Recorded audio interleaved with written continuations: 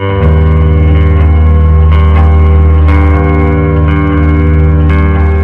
magandang hapon po or maggagabi na rin po sa bawat isa.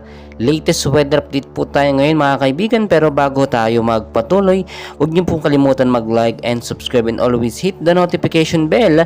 Maraming salamat po. So ngayong hapon po ng Martes, ang hypnosis po natin galing sa Pag-asa.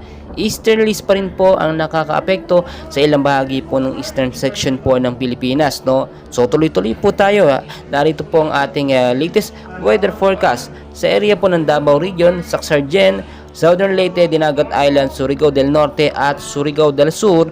Maulap po na panahon ng mararanasan ngayong hapon at posible po magkaroon ng rain showers at thunderstorm. Dala po yan ng easterlies at posible po magkaroon ng pagbabaha at landslide sa mga landslide prone area kung sakali po magkaroon ng malakas at patuloy po na pag-uulan. Mag-ingat po sa light to moderate heavy rain sa gabi, Kaya maging handa po tayo.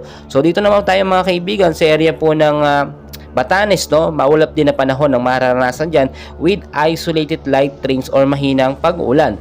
Dala naman po yan ng northeast monsoon. May northeast monsoon pa rin po, pero sa area naman po ng Batanes.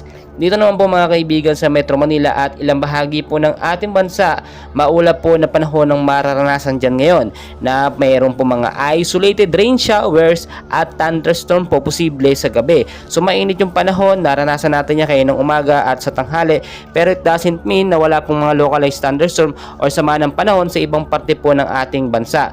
So sa ilang bahagi po ng Metro Manila, mag-ingat po kayo sa easterlies at mga localized thunderstorm. Mag-ingat sa posibleng pagbabaha, especially sa mababang lugar po sa Metro Manila, sa may Luzon, at sa mga landslide area naman, sa mga landslide prone, doon naman po sa may bandang Silangang Mindanao. Tulad po na aking pinapaalala, ngayong buwan po ng Pebrero, posibleng pumasok ang 1 hanggang 2 bagyo. So maging handa po tayo. Kahit po mainit ang panahon, mas maganda na nakahanda tayo anumang oras. Kung lalabas naman po kayo ng tahanan, ugaliin na lang po magdala ng payong, jacket, o kaya naman po kapote, panlaban po yan in case magkaroon ng pag-uulan.